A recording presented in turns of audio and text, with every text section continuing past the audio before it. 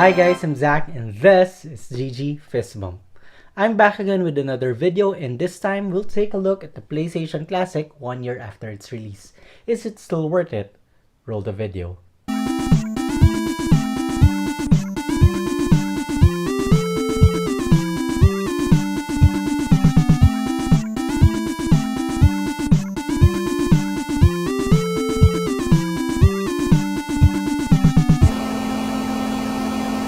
If you're new to my channel, it would really help if you would click on subscribe then hit on that notification bell to stay up to date with my latest videos.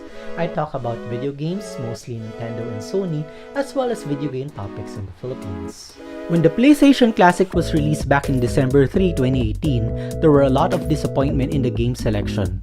Sure, there were great titles like Tekken 3, Final Fantasy 7, Metal Gear Solid, and Resident Evil, but most games you can do without. I mean, Battle Arena Toshinden, Cool Borders 2, Intelligent Cube, Where's Tomb Raider, Parappa the Rapper, Crash Team Racing, Crash Bandicoot. Compared to its microconsole counterparts, the NES Classic Edition, SNES Classic Edition, and even the more recent Sega Genesis Mini, all of which had a good selection of games, the ones in the PS1 weren't representative of the best the PS1 had to offer, and there were so much flaws in the system. 9 of the 20 games were PAL versions from Europe instead of NTSC, meaning they run much slower than intended. Imagine playing the fast-paced Tekken 3 slowed down. Pulling off combos were so frustrating because it's so laggy. There was no wall adapter included, so you need to find one that can power the console, 1 amp to be particular. This was a bit of a hassle as not all USB adapters work on it. My TV's USB ports cannot power it, as well as one of my cheap Android adapters. I had to use my regular iPhone adapter to power the PlayStation Classic up.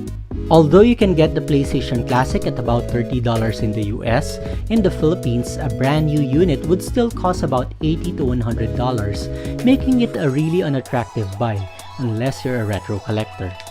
If you can get it cheap, one thing that makes it appealing is that hackers made it possible to place more games unofficially via USB thumb drive. Hacking the console is very easy, which I can show to you in another video. Initially, this hack only worked by plugging the flash drive in the Player 2 USB slot, meaning you can enjoy playing multiplayer games. Fortunately, with some updates on the hack, it now has OTG support, so that you can place the flash drive on the back of the console with the USB power cable. This allows you to free up slot 2 for the Player 2 controller. So now, I can play almost any PS1 game and have the same 90s feel, complete with the controller replicas, but with a modern twist. Now going back to the question, is the PlayStation Mini worth it? If you're not afraid to tinker with the PlayStation Classic in order to add more games, and if you can get it cheap, this microconsole is a good emulation device as it can play not just PS1 games, but other retro consoles as well through RetroArch. Yes, you heard that right. You can play SNES, Genesis, MAME, and so much more with the PlayStation Classic. However, if you'll just use the PlayStation Classic as it is with the preloaded 20 games, it's not really worth it, but it makes us a good miniature display of the PlayStation. Do you still plan to get the PlayStation Classic for the nostalgia? Or do you own one and enjoy using it now that you can do more with it as an emulation device? Just leave your comments down below.